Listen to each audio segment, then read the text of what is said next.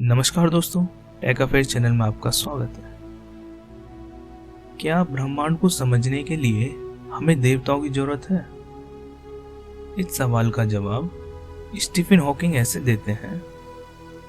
ईसा पूर्व 300 में अरिस्टार्कस नाम के दार्शनिक को भी ग्रहणों में गहरी दिलचस्पी थी, खासकर चंद्र ग्रहणों में।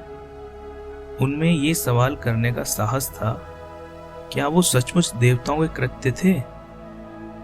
अरिस्टार्कस सचमुच वैज्ञानिक पहल करने वाले व्यक्ति थे। उन्होंने सावधानी से आसमान का अध्ययन किया और एक बहुत ही बड़े नतीजे पर पहुंचे।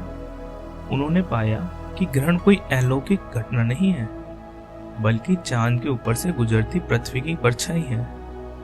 इस खोज ने पुरानी मान्यताओं से मुक्त कर दिया और वो आसमान में चल रही गतिविधियों को समझने और सूर्य, पृथ्वी और चांद के बीच असली संबंधों के नक्शे बनाने में सफल रहे। वहां से वो और भी कमाल के नतीजों पर पहुंचे। उन्होंने ये अनुमान लगाया कि पृथ्वी ब्रह्मांड का केंद्र नहीं थी, जैसा कि हर कोई तब मानता था, बल्कि पृथ्वी खुद सूर्य की परिक्रमा करती है।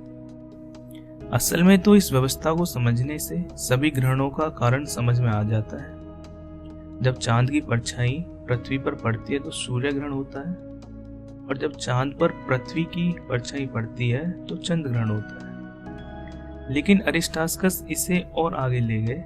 उन्होंने कहा, तारे आसमान की सतह पर पड़ी दरारें नहीं हैं, जैसा कि उनके समकालीन मानते थे। उन्होंने कहा, तारे असल में हमारे सूर्य जैसे ही दूसरे सूर्य हैं, बस वो काफी दूर है। यह कितना विलक्षण बोध रहा होगा।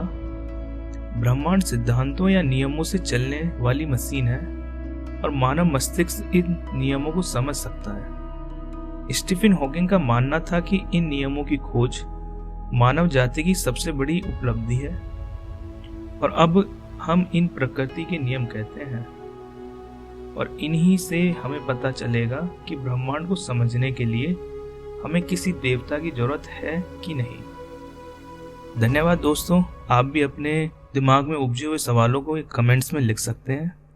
धन्यवाद।